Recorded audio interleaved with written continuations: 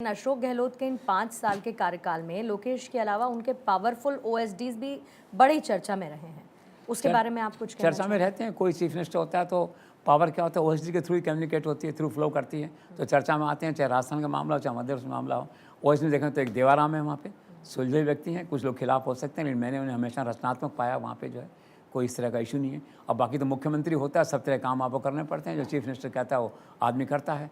Funding के काम भी करने पड़ते हैं आपको, फाइलों में काम भी करने पड़ते हैं आपको, पॉलिटिकल मैसेजिंग के काम भी करने पड़ते हैं आपको। एक सौभाग्य मैंने उनके साथ 50 साल से हैं, 40 साल से हैं। एब्सोल्युटली नॉन कंट्रोवर्शियल, किस तरह का कोई विवाद किस तरह का नहीं है। एक वो जालौर के हैं, क्या नाम है उनका, मिस्टर पाराशर हैं, नाइस पर्सन, कोई इशू नहीं है, कोई आरोप का मुद्दा नहीं है।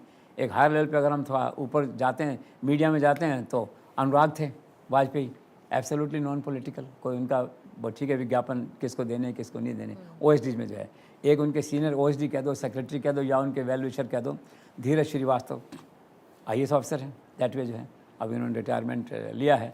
वो आज 25 साल से अशोक गहलोत के साथ हैं हर रूप में। अभी उनको फाउंडेशन, राजस्थान फाउंडेशन का सीईओ बनाया, सब कुछ किया उन्होंने जो है।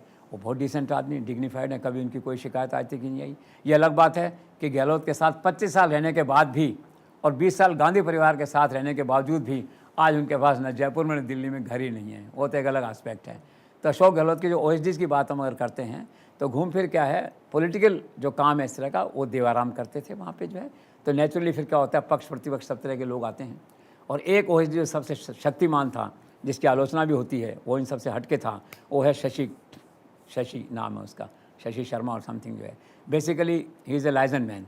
दिल्ली में शीला दीक्षित के यहाँ थे, यूथ कांग्रेस में थे, अहमद पटेल से जुड़े हुए थे, वहाँ से अशोक गहलोत के संपर्क में आए होंगे, वो लाए होंगे उनको। तो सर्वशक्तिमान, आँख कान नाक 24 घंटे का, उनके मोबाइल को हैंडल करता है जो आदमी, वो वही थे। उनके वर्किंग को लेकर ज़रूर लोगों में चिंता और ऐसा मतलब रहता था। Is not a popular voice एक तरह से जो है। बीच में कोई ईडी में कोई नोट पर्ची पकड़ी गई थी पैसों के लेन देन की, उसमें उनका नाम आया था। और उनके बिजनेस इंटरेस्ट अपने हैं, हर आदमी के होते हैं दैट वे। लेकिन वो थोड़ा सा क्रिटिकल आस्पेक्ट रहा शशि का जो है। पर चूँकि क्या वन मैन शो है, अराउंड द चीफ मिनिस्टर है, चीफ मिनिस्टर की मजबूरी है, किसी न किसी विश्वास करना पड़ेगा ना, अदरवाइज़ आपको कोई न कोई तो होगा। 18 घंटे कौन काम करेगा आकर के वहाँ पे जो है।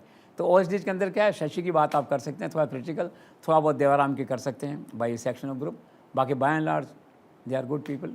और ऐसा कोई था नहीं। लोकेश एब्सोल्युटली पॉलिटिकल था, ये किसी फंडिंग वंडिंग का पार्ट नहीं था। इसका टिकट नहीं मिला, फ्रस्ट्रेशन आया तो उसने लिख दिया इसको। तो बाय एंड लार्ज ओएसडीज में ऐसा कोई नहीं था इसका आतंक होता हो, जैसे बिहार यूपी में सुनने में मिलता है कि ओएसडी साथ उसने ऐसा किया वैसा किया। ऐसा सीन नहीं था राजस्थान में।